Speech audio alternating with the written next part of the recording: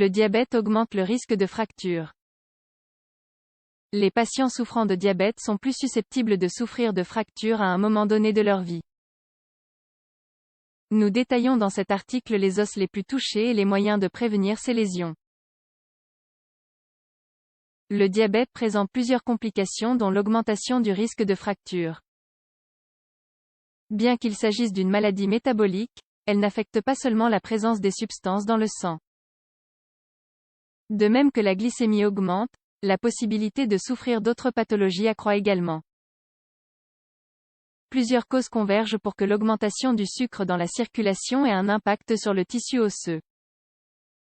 Mais il est possible de prendre des mesures de prévention. Voici quelques explications. Le métabolisme chez les patients diabétiques. Le diabète est une maladie métabolique. Son principal symptôme est une augmentation du taux de sucre dans le sang qui est généralement perceptible le matin à jeun avant de manger. En tant que pathologie du métabolisme, le diabète affecte non seulement la glycémie, mais elle modifie également l'équilibre des lipides, des protéines et des minéraux. L'insuline, qui est l'hormone altérée dans ce cas, influe sur de nombreux processus dans l'organisme. En plus des complications plus connues comme les problèmes cardiovasculaires ou rénaux, nous devons ajouter les conséquences sur le tissu osseux.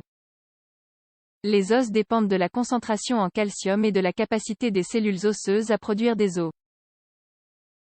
Diabète et cause des fractures. Les hommes et les femmes atteints de diabète sont plus exposés aux fractures.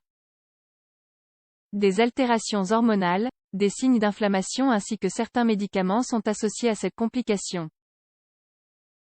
Quels sont les autres déclencheurs possibles? La neuropathie. Une glycémie élevée pendant trop longtemps endommage la couverture graisseuse des neurones. Les nerfs, en particulier dans les membres inférieurs, commencent à transmettre l'influx nerveux de manière moins efficace. Par conséquent, la neuropathie diabétique altère l'équilibre et les personnes ont tendance à chuter davantage. Dysautonomie. Ce terme fait référence à la mauvaise fonction du système nerveux, plus spécifiquement le système nerveux autonome. Il s'agit de la partie des nerfs qui régule et contrôle toutes les fonctions automatiques qui n'ont pas besoin d'un ordre direct et conscient. Ainsi, en cas de dysautonomie diabétique, les patients ont des difficultés à maintenir leur pression artérielle lorsqu'ils se mettent debout. Ce qui favorise les évanouissements et les vertiges, avec pour conséquence une chute et une fracture due au traumatisme. L'ostéoporose, l'une des causes de fracture en cas de diabète. L'ostéoporose est plus courante chez les sujets diabétiques que dans le reste de la population. Étant donné que l'insuline est une hormone anabolique, autrement dit qui stimule la fabrication des tissus, le fait qu'elle soit déficiente dans le corps ralentit la réparation osseuse. La rétinopathie. L'une des grandes complications du diabète est la rétinopathie. Les petites artères de la rétine de l'œil se rompent sans pouvoir coaguler et cela affecte la vision. Bien entendu, toute altération de la vue augmente la possibilité de chute et de fracture. Quelles sont les fractures les plus fréquentes chez les personnes diabétiques? Plusieurs études réalisées sur des sujets diabétiques ont permis d'établir la fréquence relative des fractures. Cela nous donne en moyenne des indications sur les parties du corps les plus touchées. Parlons tout d'abord du diabète de type 1. Ce type de maladie est celle qui ne présente pas suffisamment d'insuline, et les patients nécessitent d'un apport extérieur et artificiel en insuline. Dans ce cas, l'ostéoporose est beaucoup plus fréquente, ainsi que les altérations de la vision. L'hypoglycémie joue également un rôle clé car l'usage de l'insuline est souvent confus en ce qui concerne les doses adéquates pour chaque moment de la journée. Lorsque le niveau de sucre baisse, des vertiges et la chute qui s'ensuit se produisent. Par ailleurs, les fractures les plus fréquentes lors du diabète de type 1 sont les fractures de la hanche et de la colonne vertébrale. Ce phénomène a été particulièrement remarqué chez les patients présentant des comorbidités cardiovasculaires et rénales avérées.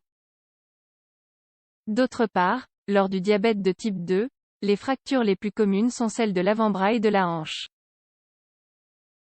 Même si ces patients possèdent des densités osseuses qui ne sont pas tellement différentes du reste de la population, on soupçonne que le sucre affecte la mécanique de l'os. Comment prévenir le risque de fracture en cas de diabète?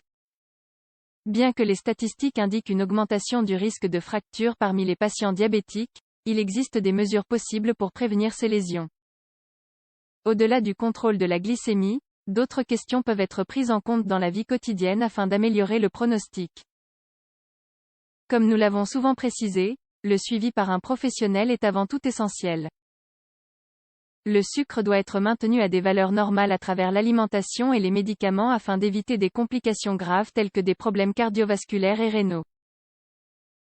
L'activité physique est un autre pilier de l'approche. En effet, le diabète augmente le risque de fracture chez les personnes qui sont sédentaires et qui ont moins de masse musculaire.